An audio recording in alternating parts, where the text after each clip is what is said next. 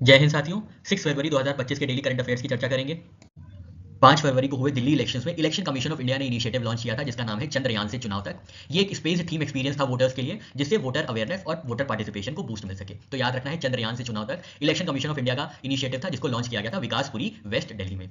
Fort William जो कि कोलकाता में स्थित है, इसका नाम बदल के रख दिया गया है विजय दुर्ग। विजय दुर्ग अब किसका नाम होगा? फोर्ट विलियम जो कि कोलकाता में स्थित है, इसको अब विजय दुर्ग के नाम से जाना जाएगा। फोर्ट विलियम को 1781 में बनाया गया था और इसका नाम रखा गया था after king William three of England. Britishers के टाइम में ये मिलिट्री बेस होता था कॉलोनियल इंडिया का, और स्वतंत्रता के बाद ये इंडियन आर्मी का ईस्टर्न कमांड का हेडक्वार्टर्स फ्रेम किया गया था, बनाया गया था, स्टैब्लिश किया गया था।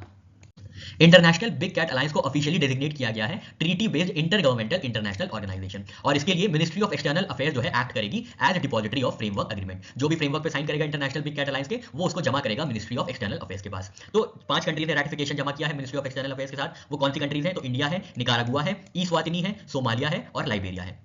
चर्चा करें इंटरनेशनल बिग कैट अलायंस की, तो इसको लॉन्च किया गया था जब इंडिया के प्रोजेक्ट टाइगर जो कि 1971 में शुरू किया गया था, उसके 50 वर्ष कंप्लीट होने पे प्रधानमंत्री नरेंद्र मोदी जी ने 9 अप्रैल 2023 को international big cat alliance launch किया गया था। इसका हेडक्वार्टर्स है नई दिल्ली में और इसको वन टाइम बजटरी सपोर्ट दिया गया है 150 करोड़ रुपए का 5 वर्षों के लिए, 2023-24 से 2027-28 तक।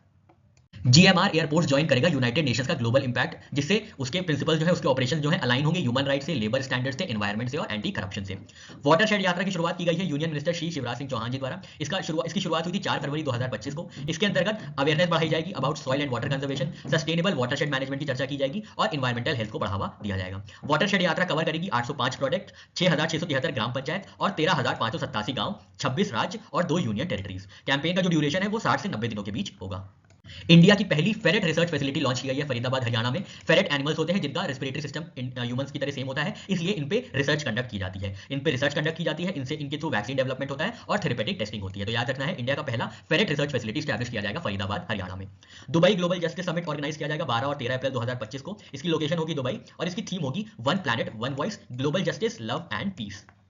67th एनुअल ग्रैमी अवार्ड में Indian American entrepreneur Chandrika Krishnamurthy Tandon को अवार्ड दिया गया है for best new age ambient और चैंट एल्बम। इनके एल्बम का नाम है त्रिवेणी, जिसको इन्होंने वाटर केलरमैन और इरा मात्सुमोटो के साथ मिलकर बनाया है। तो याद रखना है कौन कौन कोलैबोरेट किया है? वाटर केलरमैन जो कि साउथ अफ्रीकन फ्लूटिस्ट हैं और इरो मात्सुमोटो जो कि जापानीज सेलिस्ट हैं, जिन्होंने मिलकर त्रिवेणी नाम का एल्बम बनाया था, जिससे क्या हुआ है, जिसको अवार्ड मिला है 67th एनुअल ग्रैमी अवार्ड में for best new age ambient and chant album. और इसकी विनर रही है चंद्रिका कृष्णमूर्ति टंडन।